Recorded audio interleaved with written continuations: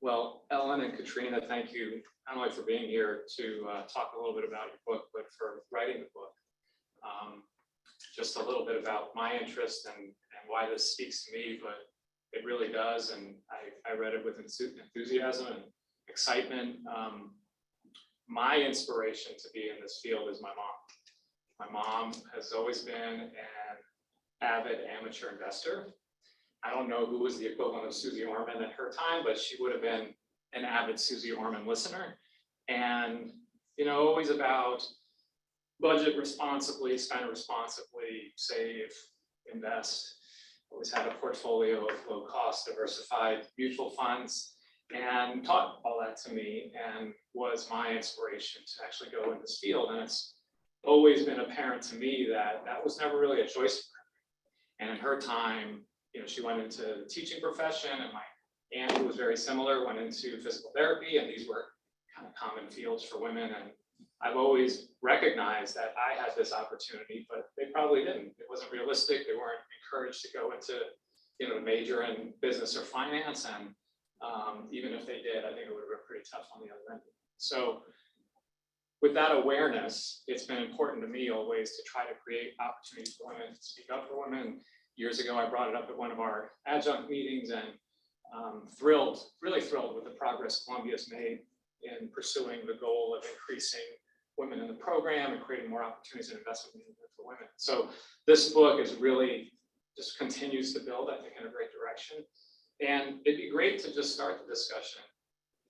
Maybe Ellen with you first, and then Katrina, about what was the inspiration? I mean, there's some obvious inspiration, but I think there are a lot of people that might have had the same inspiration. You actually went out there and wrote a book and clearly put in a lot of research. It'd be great to hear about if there was like a kernel that led to this. Yeah, well, thank you, Keon, for doing this, and also for being part of the inspiration for the book. So I have been an adjunct at Columbia for probably 7 or 8 years now. It's hard to remember. And I had noticed along the way that my classes, which tend to be sort of investment focused, they're classes on the credit markets and forecasting for companies that are issuing debt, had very low representations of women. And so as a result, I sort of scratched my head and thought, on the one hand, I see low representations of women. On the other hand, I know that this can be a really great career for women, because unlike some of my friends who go into corporate law or surgery, which have incredibly demanding hours, this is not an industry that looks at whether you punch a time clock, right? So you can get it right working 100 hours a week, you can get it right working 40 hours a week, you can get it right working 15 and not tell your clients that. So I was puzzled why more women didn't engage with me in my courses, even when they took my courses. You and I had a conversation a billion years ago, and you asked the same question and said, I would love to motivate more women to take my classes. So that was sort of the kernel of it. And then I had a chance meeting with Miles Thompson, who I believe is on the line, at Columbia Press at that adjunct faculty lunch that I believe you were at as well. And he said that they were looking for book proposals from adjunct faculty. And right after that chance meeting, I had a chance encounter with Katrina, who I hadn't seen in probably 15 years, but we were part of a running group together when she lived in Los Angeles and when I lived in Los Angeles, which was ancient history. And I said, I just had this conversation with this publisher, and I have this great idea to write a book about why there aren't more women in investment management. And Katrina said, I would love to write that book with you, because I've done a lot of work on the promotion path from analyst to portfolio manager, which I think, and she's great at talking about this, I'm sort of stealing her thunder, uniquely disadvantages women in the career path. And one thing led to another, and here we are a while later. I mean, there was sort of a pandemic, and it took a long time to do all the research that you mentioned. But here, that's where I usually leave off. You jump into the narrative. I think that the issue that we saw is that there's just a lack of diversity. I mean, I go to these meetings all the time, and you know, I can count a ton of Patagonia grow vests and very few women in the room, and it hadn't changed for my 20-year investment career. And so, you know, we embarked on this study to try and really get to the understanding. And you know, it's just, it's amazing to me that at this career, which I love, and, you know, which so many of my friends who are women also love, that we weren't attracting women in. So I think that was the impetus behind the book. You led me perfectly into my next question, which is, I love this field, I love this career. It's clear from the book that the two of you do as well. It'd be great to hear a little bit of that love for the field, and that what you're conveying through your book is really wanting to create this great opportunity for other women to love what they do as much as you do, as much as I do. And so if you could share a little bit more about what is it that you love about the field, and if there's an anecdote or story that brings it to life, that'd be great. Well, Katrina and I, we like to joke about the fact that she's an equity person, I'm a fixed income person.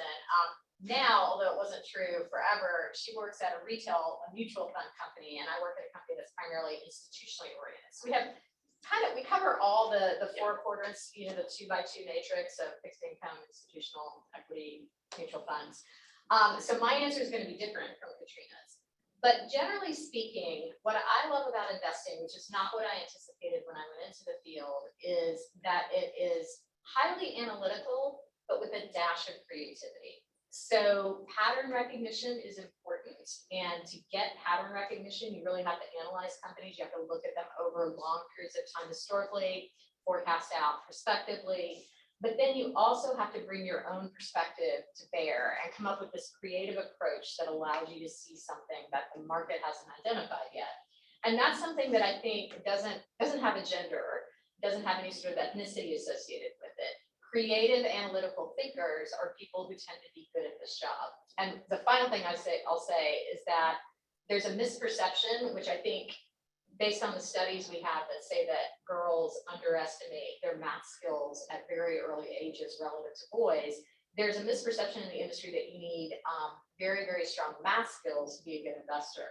And while you definitely need math skills, I don't think you need much more than 6th grade algebra to be a good investor. There are approaches that are highly quantitative, such as hedge funds, but that's really the minority of the field. For the most part, it's much more that analytical, critical thinking that's going to lead you to the right conclusion.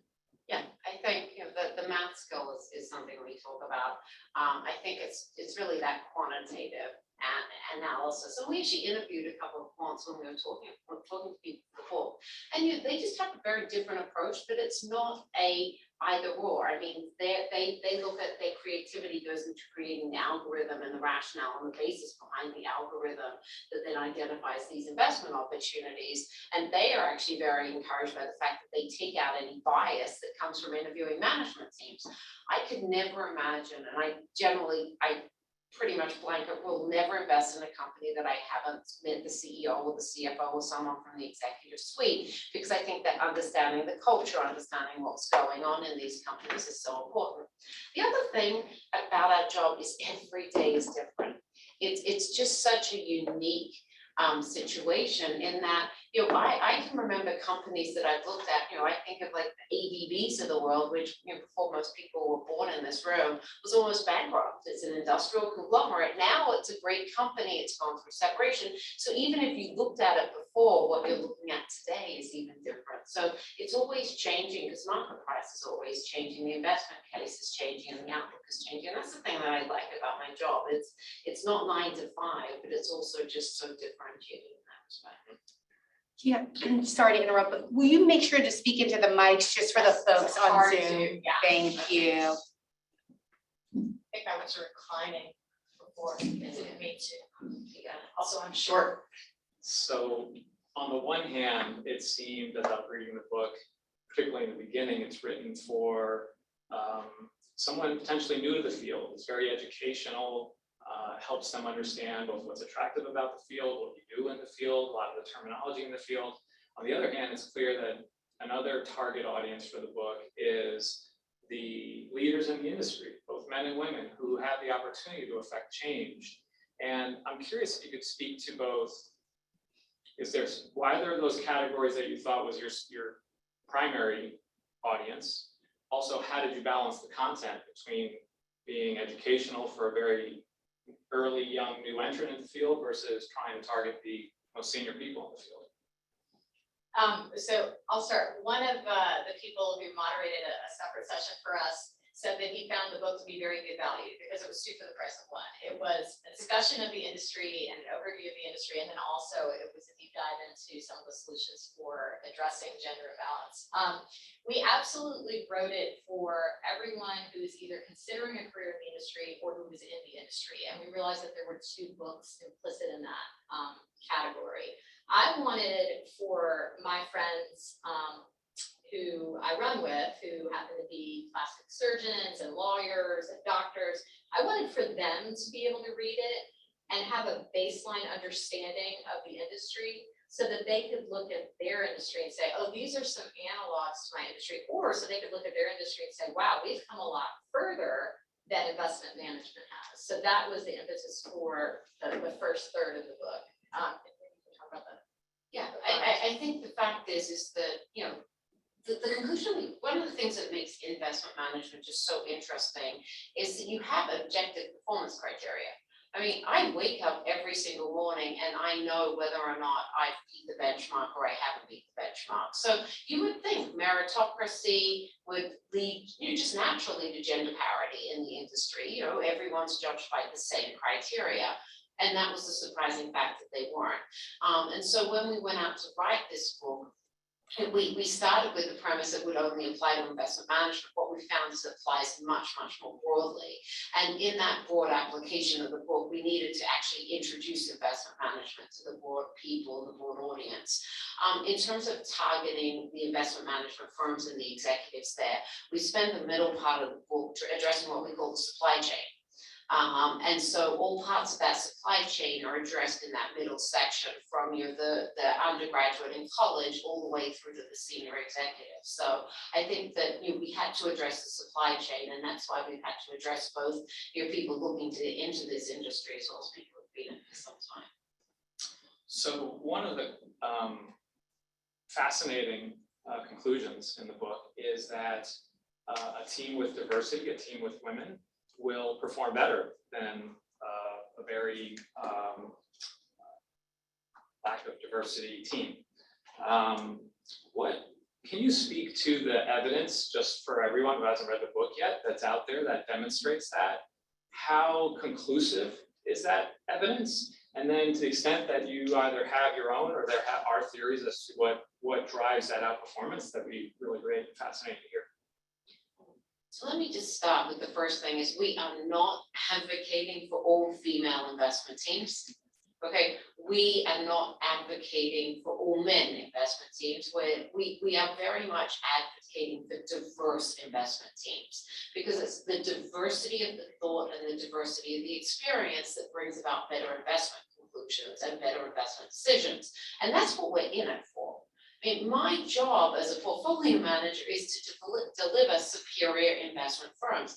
And if I need that diversity of thought, that diversity of background, be it socioeconomic diversity versus racial diversity as well. And we've studied gender diversity just because the gender lens was just so narrow in our industry. 10% of portfolio managers are women. But the fact is I think we're advocates for diversity in general. And the research has proven out. I mean, time and time again, the studies will show better innovation out of teams. You can look at some of the data out of Credit Suisse, you get better investment performance. But I want to just debunk one myth very carefully, is that we don't believe that women need to show better investment performance to deserve a seat at the table.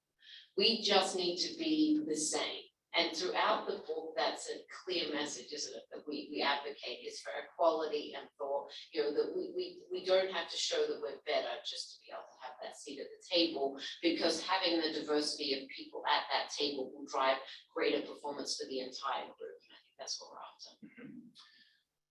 Just to kind of dig into that a little bit more, would the message to the leaders in the field be, this is the right thing to do, and it leads to better performance, so why aren't you doing it? Or should we just stick to the first part of that? Like, do we need to, because in a lot of other fields, that's not what they're tapping into. Like, hey, you're gonna do better at your job if you include more diversity. But if that's true here, it's powerful. It should happen a lot quicker. And so I'm just curious, how for those of us who want to message this, how much should we be relying on that versus, that's a sideshow. The show really is, hey, this is not right. Well, I think the evidence that you're referring to, Keon, that we cite in the book is quite dated. So there was a seminal, study of retail investors. So these were, to your point about your mom, these were mom and pop investors, people who were just investing on their own. And what they found, and this was back in 2001, is that women outperformed men in individual retail accounts by a statistically significant margin, and that the vast majority of that outperformance was due to their lack of trading. So there's a whole set of assumptions about why people trade embedded in that, but most of it is confidence, right? So men have higher confidence in their investment decisions than women do, and they trade to reflect that, and that's actually generally bad for investment results long term. But taking a step back and thinking about the message to investment management firms, and Katrina always says this much more diplomatically than I do, so I'll try to be diplomatic about it, but our industry has basically not met its goals. So we say that we will deliver benchmark plus returns net of fees, and in fact, we have not done that. Now, a big part of that is in fact fees, but in that case, why don't you just buy an index fund? And the point here is that we think that investment management teams should be considering diversity as a real tool in their toolkit for fixing this horrible underperformance, sort of in a global sense, relative to what they promise their customers. And if you look at the stock market returns, and I'm sure this isn't true for Franklin, but most of the investment management firms have not been great stocks over the past decade or so. Why? Because of the passive revolution. So on the one hand, you've got passives taking share from active managers. On the other hand, you have this increasing march of technological costs that are compressing margins.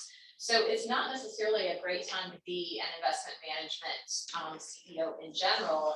And we really think that diversity could help move the needle and take back some of that passive share that we've lost over the years. But you're going to say it much more diplomatically than me. No, I will say, the good news is also, I understand Fidelity just updated the study. So I think that the conclusions are still the same. So it's not, when we did the book and published, it was 20 years old, but I believe that men are still trading just as much 20 years later, so they haven't learned their lesson.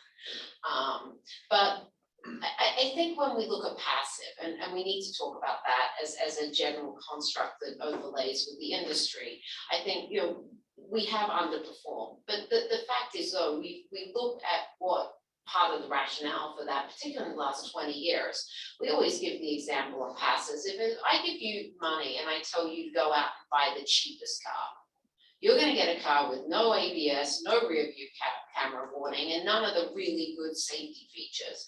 And you know what? As long as you're driving in Florida, straight road, well maintained, sunny day, fine. A cheap car will get you from A to B.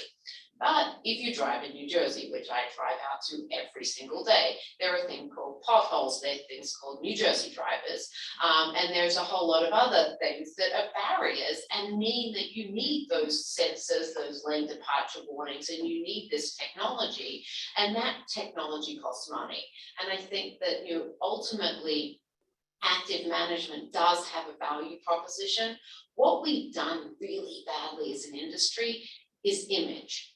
And we talk about it a ton in the book, is we have this major image problem. And if I was just to address a few issues with senior executives asset management, banding together to displace this notion that our business is the Wolf of Wall Street, or our business, according to the Big Short, we do our research in strip clubs. We need to get away from that. That is not what investment management is about. It's about securing the financial, it's providing financial security to our clients through managing and being good stewards of the assets. And we just need to be much, much better as an industry. And if I could get a ton of these executives together, I'd say, put your heads together and let's see a path out of this from an image perspective. One, since we started with my mom, one anecdote about my mom, a powerful memory that I have is the day after the crash in '87, she was on the phone buying stocks. And I was just, for me, Wow. Outstanding. And I think makes an anecdotal point about women maybe trade better than men. So in the book, you highlight that men and women have different traits. These are neither good nor bad traits, they're just different traits. You highlight in the book that men can be overconfident, that women may be a bit underconfident. And then the other key trait that you two highlight in the book is kind of risk aversion or risk aware, I think, as you aptly put it. Can you speak to these differences and the roots of the differences? And then ultimately, I want to kind of dig into that deeper. Remember how we usually divided up confidence versus risk? You But should stop with that. I think you do a great job of doing that. Well, So let's go. yeah, we work together well. So I'll start with confidence. There's actually a book called The Confidence Code. You don't have to read the book. You just need to read the Atlantic article that the authors of this book wrote about women's structural deficit with respect to confidence. So women are less confident than men about all sorts of things. And the reason that's so important in investment management is that this is an industry that lionizes confidence. So I remember my first day at Capital, and I would hope that Capital has sort of abolished this terminology by now, but the portfolio managers talked about your highest conviction idea. So you analysts are supposed to bring me only your highest conviction ideas. Now, by the way, that negates what I had just learned at business school, even though I did go to college, we learned some things there. And one of the things you learned is that Efficient Markets 101 says you can't beat the market, right? So how do you square that with a high conviction idea? I'd like to abolish the word high conviction idea from investment discussions, because for the most part, you shouldn't have super high conviction ideas, right? You should have things that you think are interesting investments, and then you should have companies that you avoid because they've got downside risks that you haven't fully incorporated. But because women don't express that confidence, they don't get up there and talk about their 10-bagger home run, the sports analogies proliferate in our industry, then they are sometimes perceived as having lower conviction and therefore being worse investors by the people who they are feeding ideas to, because this is the entry-level position of an analyst. And so the same thing at a portfolio manager level, right? When I talk to institutional clients, they want to hear my views about the high yield market. And I don't typically have a super strong amount of fundamental conviction about the direction of the market, because most of the time the market is generally priced right. But because we've been schooled, and some of this goes to Katrina's points about the media representations of our industry, we've been schooled to view that as a criterion of a good investor. It means that women are structurally at a disadvantage relative to men. The other way that that comes into play with respect to confidence is that women don't self-promote themselves into the role of portfolio manager. So unlike a job like corporate law, for example, when you're at a law firm, you are on a promotion path. You know what that path looks like. You know what hoops you have to jump through, what hours you have to build to become a partner at your firm. But the criteria for being promoted from analyst to portfolio manager are much more vague and often require you to promote yourself by telling your managers, look at the way my ideas have performed relative to the index or the rest of the industry that I cover. And women are just less good at that than men are. There's that classic Harvard Business Review article that talks about the fact that men will apply for a job when they think they meet 60% of the criteria. Women feel like they have to apply only if they have 100% of the criteria in place. And I think that that's an analog for this concept of transitioning from analyst to portfolio manager. If you don't understand the role fully, and if you can think of lots of good reasons not to self-promote if you're a really good analyst and you think, I'm just going to stay in my lane, because that's more the mindset that we sort of inherit. Yeah, you want to talk about this? Yeah, on the risk fact, I think what we found is women are risk aware.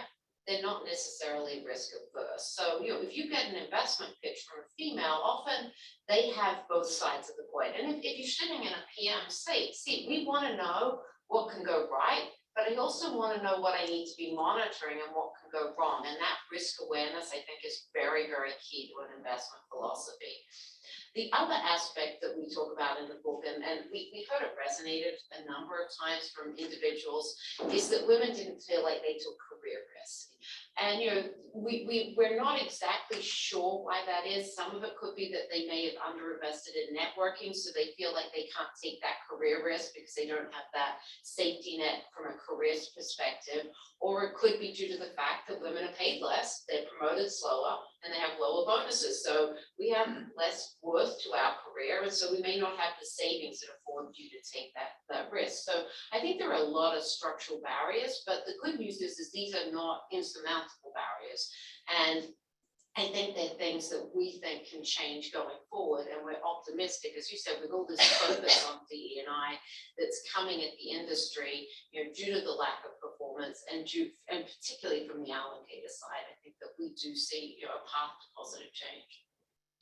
Can we talk a little bit about what are some of the changes at various levels that could be made that can create the environment that might lead to more promotion, more self-confidence, lead to more self-advocating? What can we do? What can the people, at the lower levels do at different levels? It'd be helpful to hear, like, what are action plans that would be helpful? Just some things that we could all take away and try to implement in our, small ways to help the movement.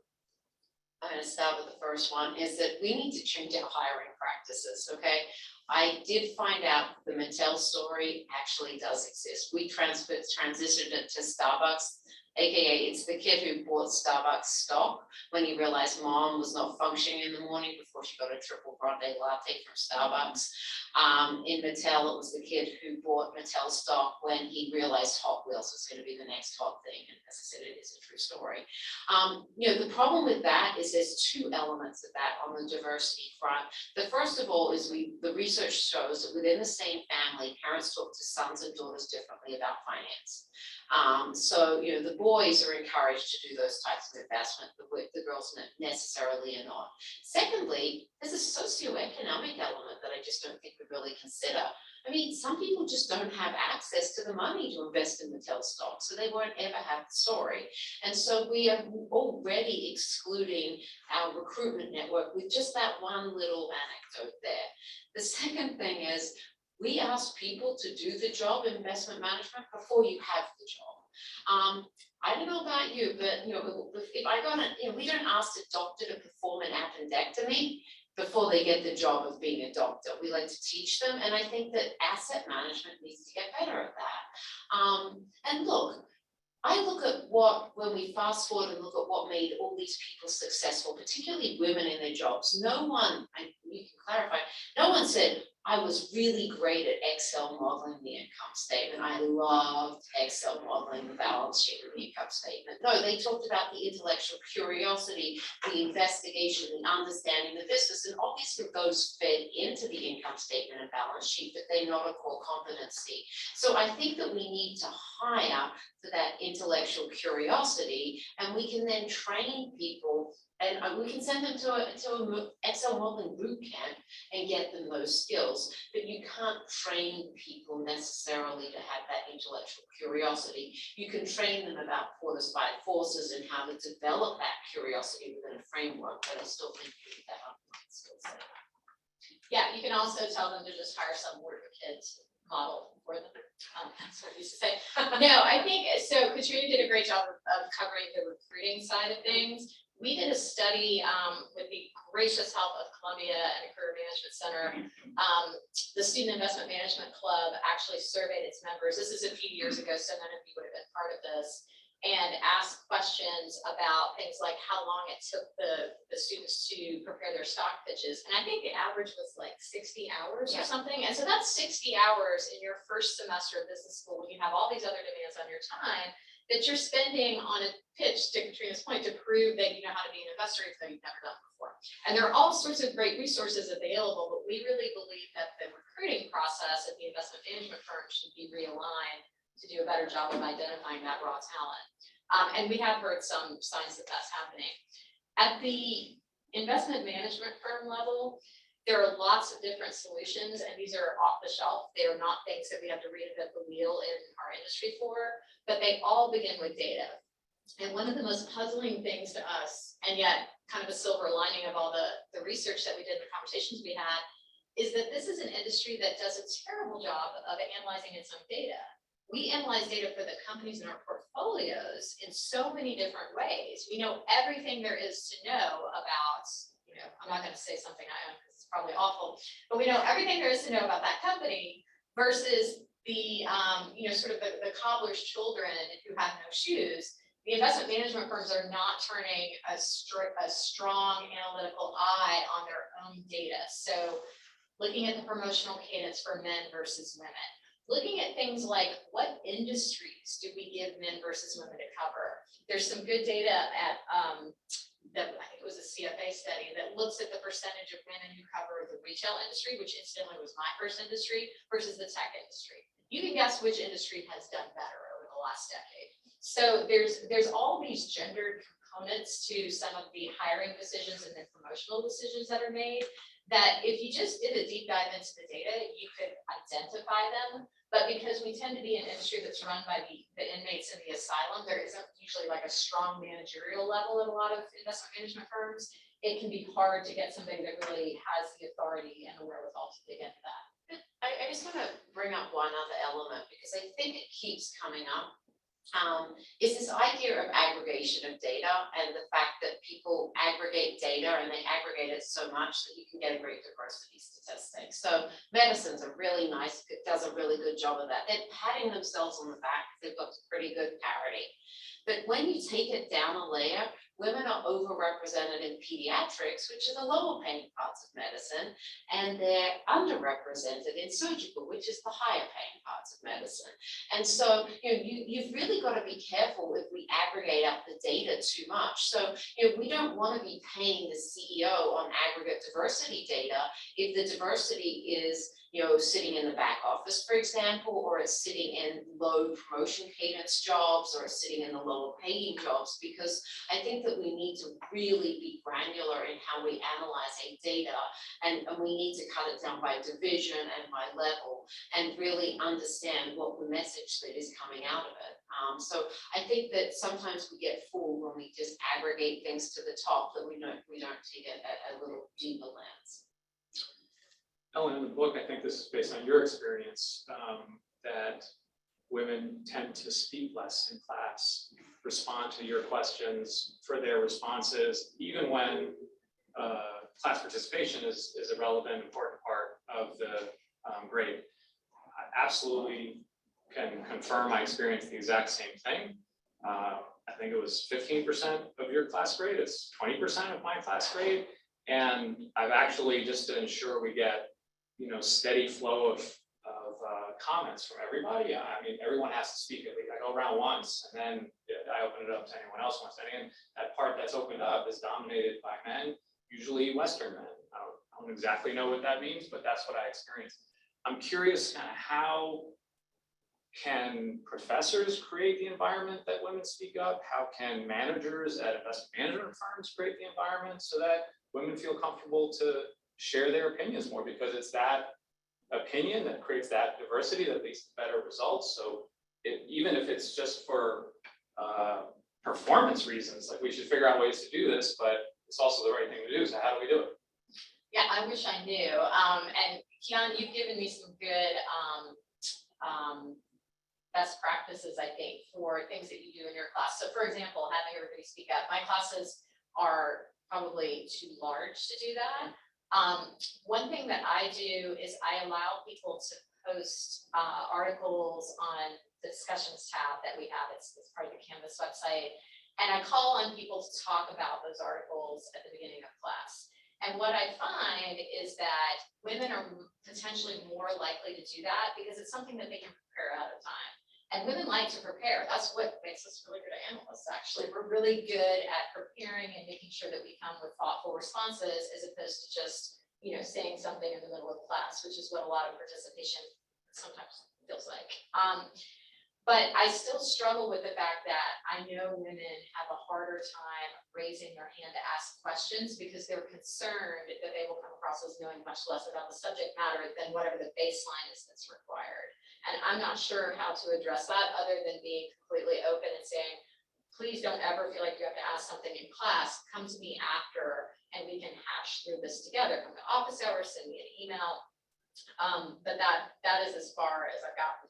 The other best practice that I've gotten from you and that I try to do in my class, and Katrina's been one of the participants in this, is to make sure to bring in female guest speakers, because even at the MBA level, where a lot of people have already decided that they want to pursue investment management or finance as a career, they still don't understand that there are role models. And when Katrina and I wrote the book, we actually interviewed, in terms of people who are actively working in the industry, at least 50 or 60 successful women who are equity portfolio managers, fixed income portfolio managers, analysts on both sides of balance sheet. And so there's really a huge Rolodex of people out there who are probably willing to come in and talk to students, students of both genders, but give females some sense of a role model, or somebody who, looks like them, who they might emulate in the future.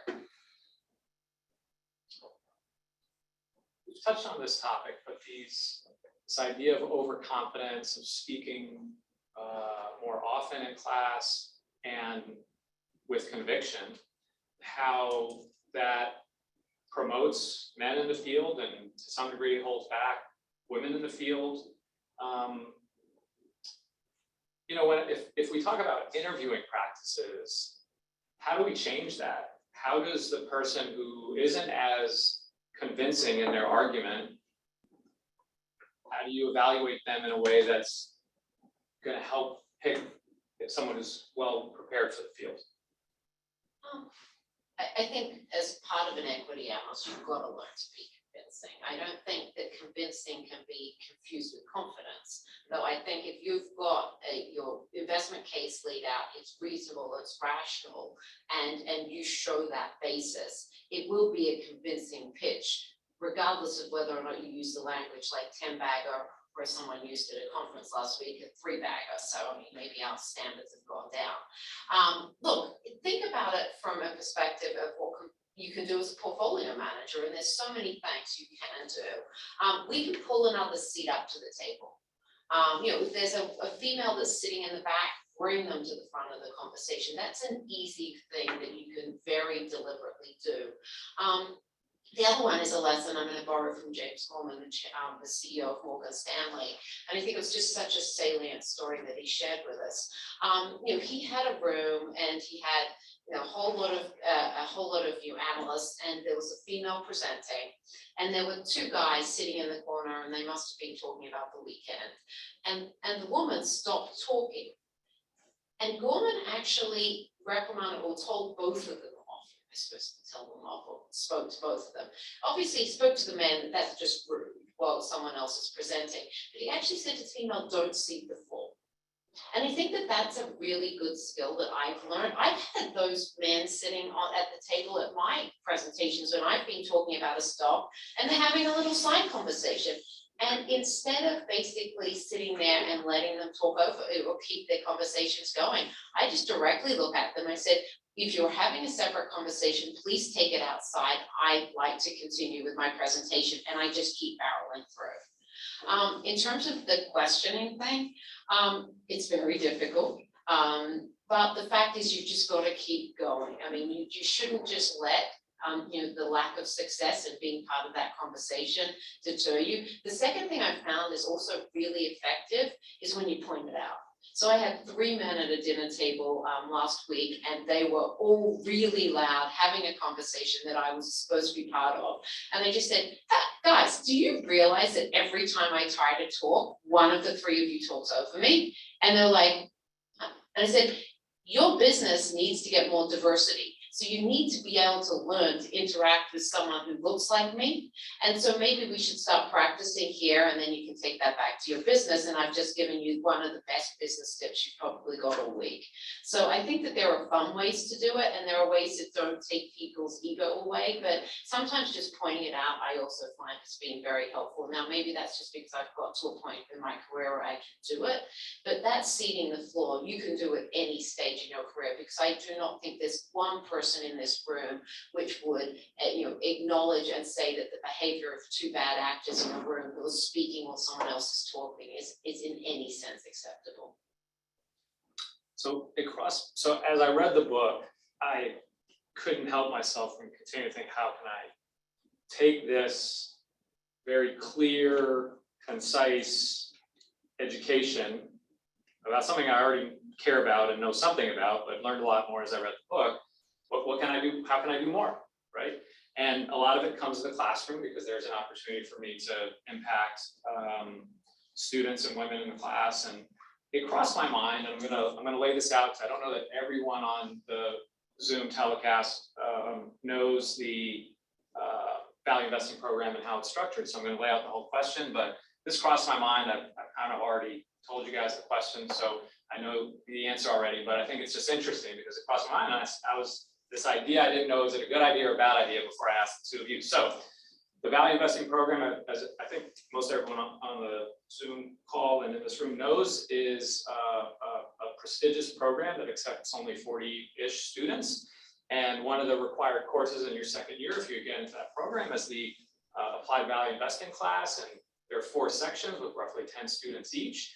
And as I'm reading the book, it crossed my mind, is it a good idea or a bad idea to have one of those sections with 10 women in it? So, there's different variations one could do with that, but is that idea helpful or actually destructive in some way?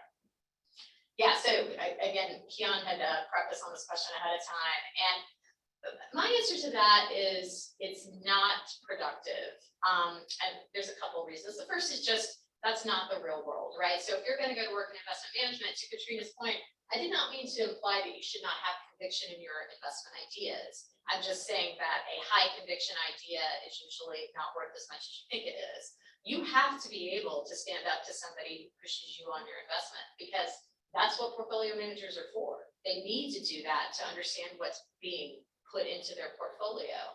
I don't think that a women-only section of a class would accomplish the goal of giving people the diversity of questions that they would get as an analyst. And going back to what we were talking about sort of the outside of this conversation, we believe that more diverse teams make better investment decisions. And the same thing would be true in a classroom. So more diverse classes are going to really bring your discussions to light and bring the case studies to light and bring these different perspectives. What did you think about this? What about this approach to modeling?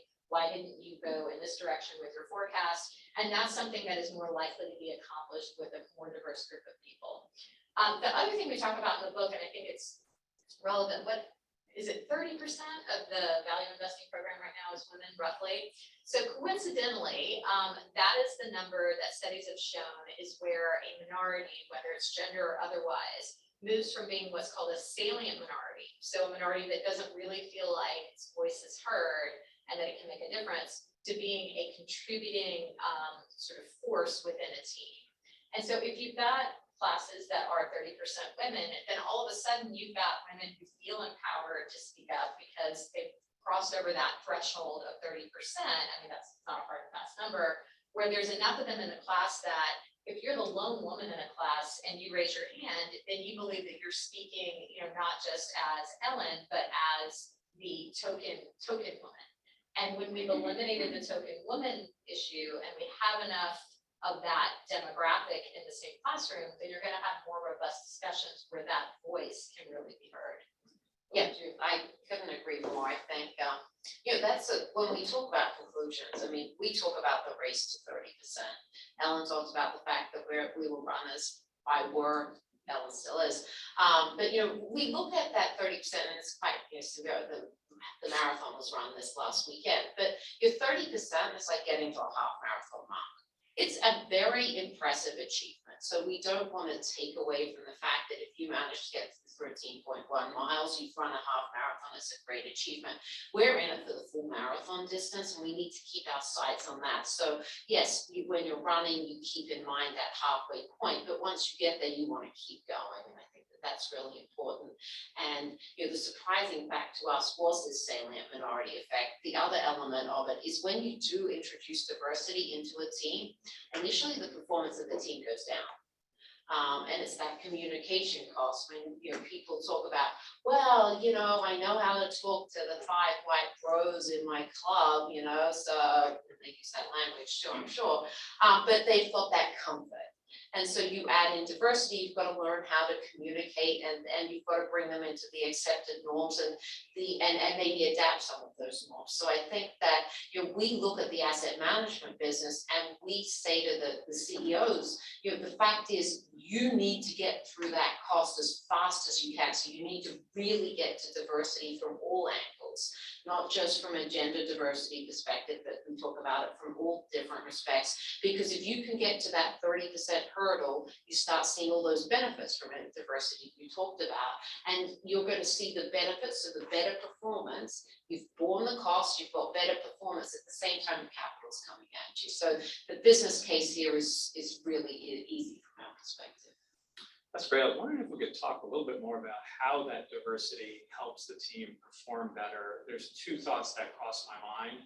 One is that there's a diversity in the competition that raises the bar for everyone, and that leads to better results. The other way is there could be diversity in collaboration, and that leads to better results. And I think the importance of the question also is around how, as a investment management leader, you structure your analyst role and how much it's team-based versus individualistic based. So I'm curious whether you have anecdotes or data that supports which of those two is the driver of how diversity leads to better results and how leaders in this field might want to structure their teams as a result of that.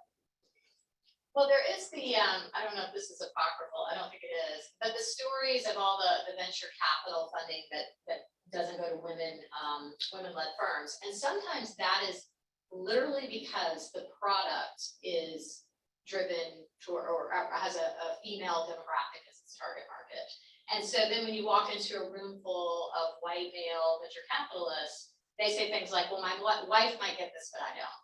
So just off the bat, adding a woman to that team is going to give you a different perspective, a more creative perspective on the potential upside for, some sort of product like that. So I think about diversity just straight from an investment perspective of giving a lot of different windows or touch points into how a company might be successful, how a company's cash flows might trend, just because they're going to have a different way of looking at it as any individual would, and frankly, as a particular demographic might when it comes to certain products and strategies.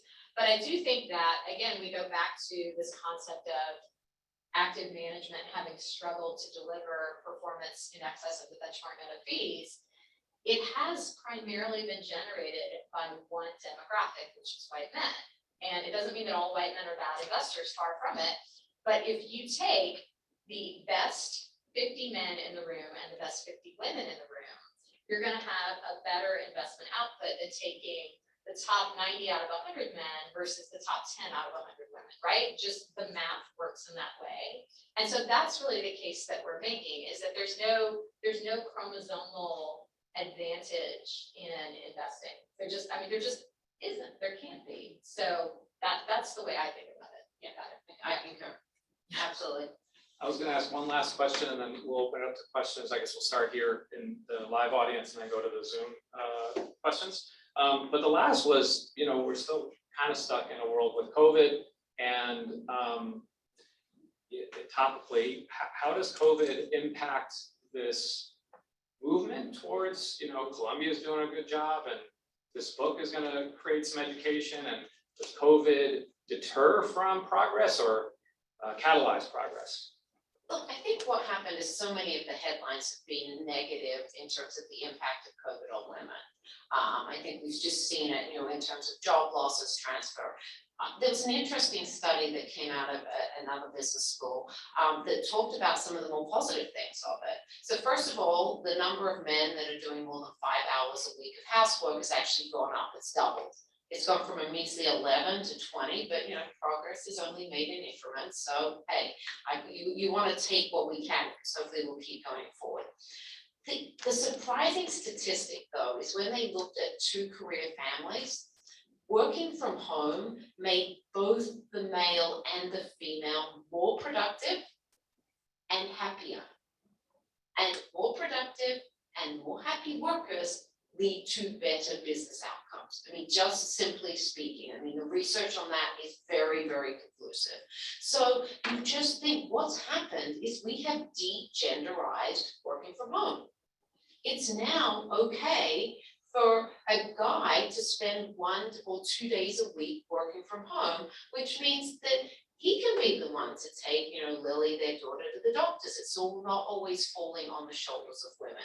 And I think that that, to me, is one of the hopefully lasting impacts of COVID, is that we have de-genderized working from home. I would really hope that that will extend into other types of genderized policies. I think of the leave policies that we have that tend to have gender labels, maternity leave versus paternity leave. It'd be just nice if we had unexpected person leave, because as I say, you can have a baby. Number one, you can have it early. Okay, so it's unexpected then. Or someone could have a heart attack, or someone could need to go in, like the CEO of a very large bank, for heart surgery or for another type of cancer surgery, unexpected person leave. So if we could bring these policies all together under that type of, an unaffiliated leave policy, number one, I think you'll get more men taking it. The same way I think that more men are now much more comfortable doing work from home. And as I said, it's been the unanticipated benefit of COVID from that perspective. Thank you very much. Are there any questions in the audience? Please. So firstly, thanks for speaking to us tonight. I really appreciate it. So I think you guys did a really good job of outlining some of these disparities with gender at the current level we are now in higher education, as well as in the career. I think, speaking from personal experience, it started earlier than that, going to family parties, seeing the fathers off on the side thinking about business, golf, and then the mothers talking about like recipes, which I wasn't really introduced to investing till pretty later on. So what ideas do you guys have perhaps initiating that interest earlier? So on the recipe front, I have a really simple solution. Don't cook. Oh, yeah, I'm sorry. I can repeat. Oh, that. That'd be great, yeah. Yeah, so the question, my bad synthesis of it is that a woman in the audience said that in her household growing up, at a family party, men might congregate on one side of the room and talk about business, and the women at the party might congregate at the other side of the room and talk about recipes. So what changes can we make, I think, in our households for younger women so that these things start to change? Yeah, so again, I'll go back to don't cook. If you're a woman, I don't cook. We didn't mention this at the outset, but we should have. We're donating all the royalties from the book to an organization called Rock the Street Wall Street, which was founded by a woman who worked on Wall Street. She's worked in a lot of different capacities in the finance world. And she and her team go into high schools and match up kids with mentors and really show girls what it's like to have a job in finance. It's not specific to investment management, it's all different types of finance. So I think supporting organizations like that are a through line into some of the earlier stage education, it gives young girls a chance to see what the career paths are, and also the opportunity to say, oh, this isn't all about math. There's math, but it's not the primary part of the job. We talk a lot in the book, and this is less for somebody who's entering the industry, but one of our calls to arms is that for women who are in the industry, we should go out and talk to people. So we should do panels like this. We should make sure that we are open and engaged about the merits of our job, how much we like our job, and just show the world that there are women who do this and that it can be a really fundamentally great job for women. Yeah, and I think that, unfortunately, we can't change the past. And when we wrote the book, we were very, very deliberate to make sure in particular that we didn't blame the men for where we're at. So I don't want to blame the past for what's happened, even though I understand its contribution. Let's move forward together. So how do we move forward and move this conversation forward? First of all, let's get rid of Starbucks, the Hot Wheels and all of those examples, because you're exactly right. They do have an element of limiting the pool. The second thing is that as you, in your current position, it is, coming up to people like me after the panel. So if more of me speak or more of Ellen speak at these type of things, coming up after and, engaging those mentoring and sponsoring type conversations, which I do think is really important and also is a benefit to people who actually attend person here. But there's some of the things that you can do actively to kind of counteract that. But in terms of changing the household demographic, those conversations, we'd love to change them. I think in our households, I mean, I know that in my household it hasn't happened, but I think it's just going to be a cultural shift that happens gradually over time. The way we can adapt is to adapt our recruiting and hiring practice so that we don't continue those biases into our recruiting. Meredith, do we have any questions from Zoom? We have one more. So I'm curious, over your careers, when you think about the mentors you've had, what do you find has been the difference in, let's say, a female mentor versus a male mentor, and how it shaped your experience and your learning? So the question from a woman in the audience asked, during your careers, the differences that you've noticed, the experiences you've had from male mentors versus female mentors, mentors, and how that's impacted. I don't think I have had differences. So statistically, most of my mentors have been men, just because there's no other way. But yeah, I can't say that I've had any gendered differences between the type of mentoring that I got from men and women. And I think that just points to, I think the best way to seek out a mentor is to find some sort of commonality. So I think mentoring and networking are sort of, there's a lot of overlap. There's a Venn diagram there somewhere. And my advice is always to find your networking superpower. And at my first job at Capital, the superpower that I had was writing. So I feel like I'm a good writer, and I wrote copiously, and I wrote in ways that a certain demographic of portfolio manager really cared about and really took to heart in his investment portfolios. And that is how I got a lot of mentorship and also sponsorship within the company to, be given the best industry coverage or to go from analyst to portfolio manager. That was my path because it was consistent with my personality and what I think my skill set is. Yours might be different. You might be great at, the best Excel model on earth, and that's your sort of networking and mentoring superpower. What would you say? Yeah, my power. I love to communicate. I like to I encourage all of the people that I mentor and sponsor is the idea of getting the elevator pitch, and I've learned to do that cohesively. But I think that the importance of mentors and sponsors. I had my sponsors were male, just for the same reason. On my mentoring side, I would say I had a male mentor. I also had a very strong female support network as well. And I'm not talking about female support network and babysitting like that. There were women who were similarly aged to me, who were also on the industrial investor side, and that I could talk to them about the issues that I was experiencing, and they could give me, experiences that they were experiencing as well. And then I had an older mentor as well, who I spoke with. So I think that you want to have a broad base of mentors. The same way we talk about diversity in our book, you need to have diversity in your mentoring and the people who mentor you, and diversity in your network. And one of the women we interviewed for the book made the comment that, I think it was a man actually, you wrote it better, but that men tend to network with people that will help them get their next job. Women tend to network with people they'd like to be bridesmaids at their wedding. And it may be a little general, but what it does show you is that women do tend to network narrowly and men tend to network more broadly. So that would be something I would consider as well.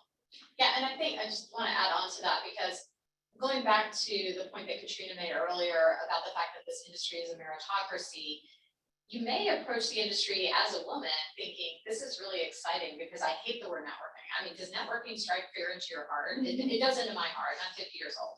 So the problem with that is that investing is very corporate. It's there are aspects of corporate America that are embedded in investment management companies. And because we know it's not a meritocracy, because on average, we don't meet the benchmark net of fees, then there are all these implicit factors that go into why somebody ends up, moving more quickly along a promotional cadence than somebody else.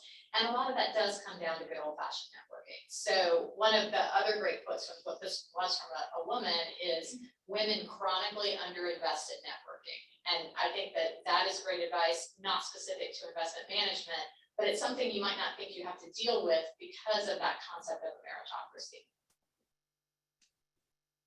We have a couple of questions on Zoom.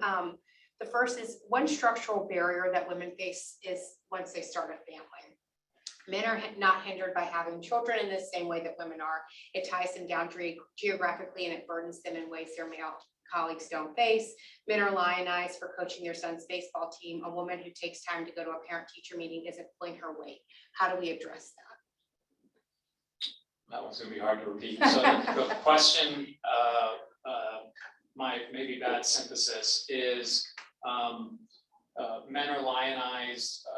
First of all, when families start, it seems to, I think the word was drag women more than it does the man, and men are lionized for coaching the son's baseball team, but women are not lionized for going to the parent-teacher conference. So how do we address that?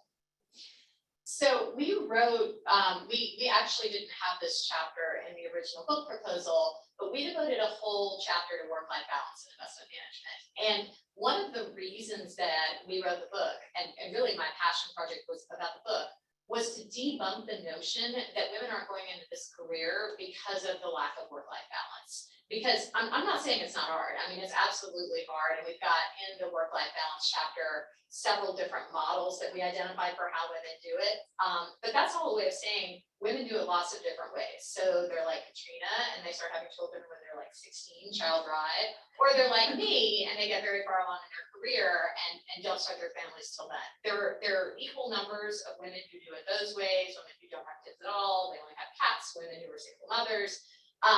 So again, I'm not saying that it's not hard for women in investment management who have kids, but I do not believe that it is more hard for women in investment management than it is for women in corporate law who work, 80, 90 hours a week.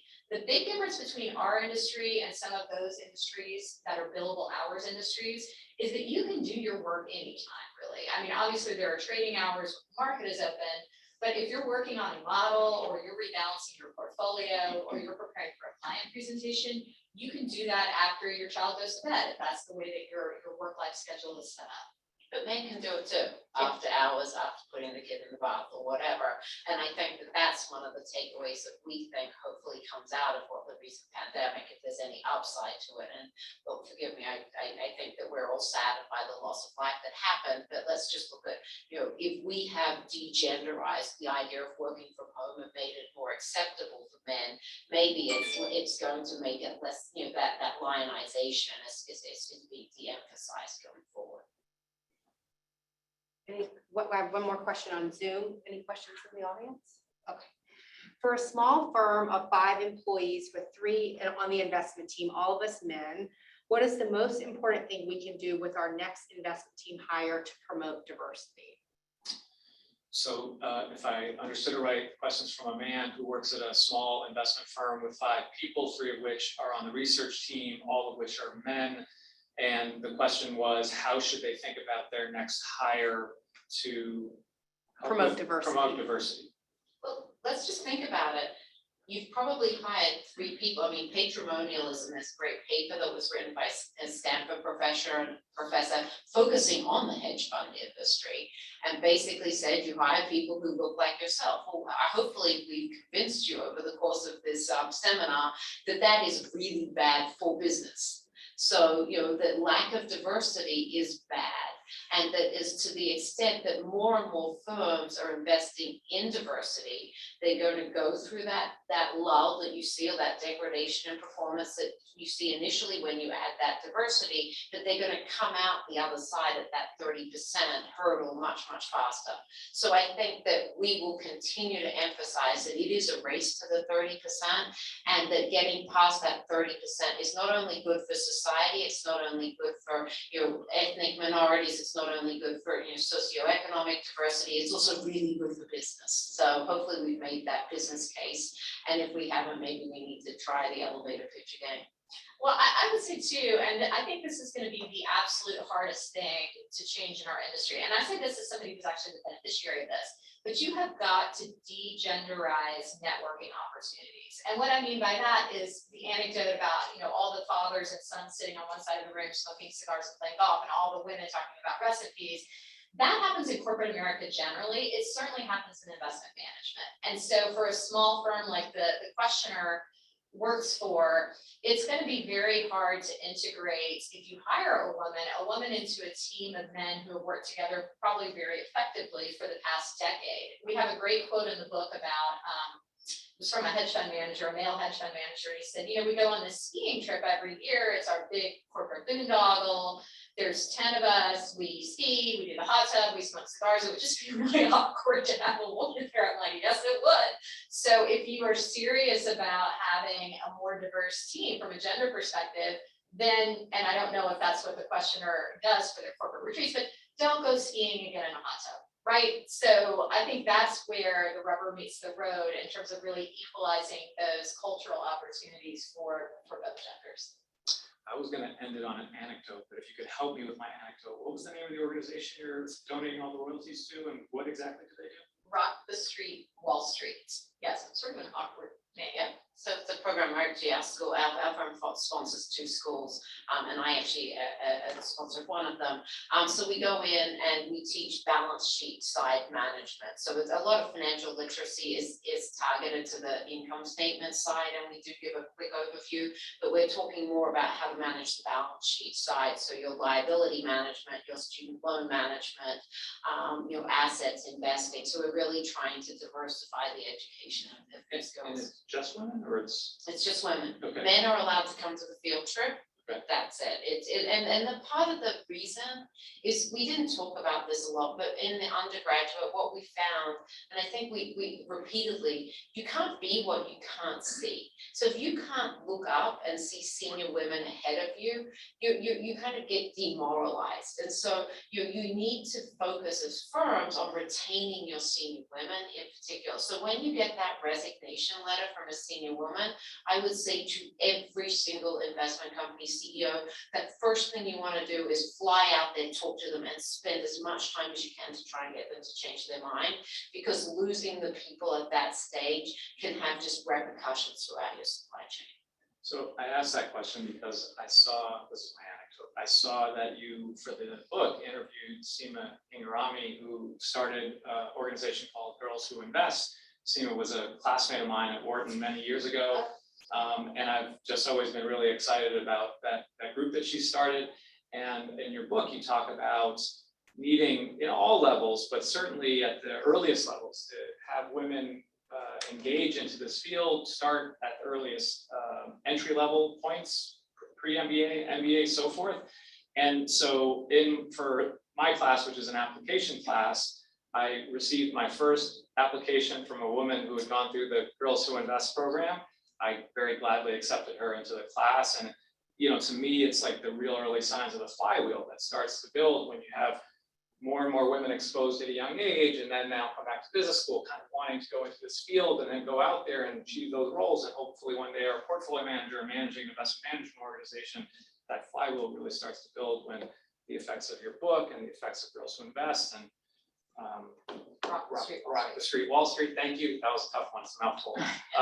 But it's exciting. It's early days still, but exciting. It feels like change is starting.